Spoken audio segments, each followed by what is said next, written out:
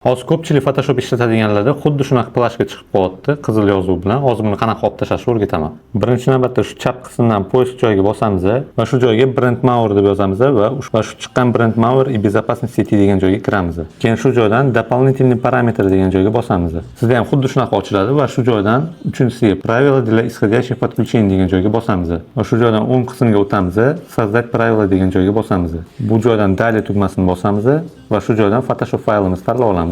Masalan, mana C-disk, program files, keyin Adobe va ko'rib turganingizdek mana Photoshop faylimizni tanlaymiz. Va shu ochilgan joydan Photoshop ilovasini tanlab olamiz va Открыть tugmasini bosamiz va keyin Далее tugmasini bosamiz. Va блокировать подключение degan joyi xuddi shunaqa turishi kerak va Далее tugmasini bosamiz. Bularga ham tegmaymiz va Далее tugmasini bosamiz. Va shu joyga Photoshop deb yozib qo'yamiz va Готово tugmasini bosamiz. Endi Photoshop ilovamizga boshqatdan kiramiz. Va ko'rib turganingizdek o'sha qizil plashka yo'qoldi va bemalol endi Photoshopdan foydalansa bo'ladi. Bu video agar sizga foydali bo'lgan bo'lsa, uni Photoshopchi do'stingizga yuborib qo'ying.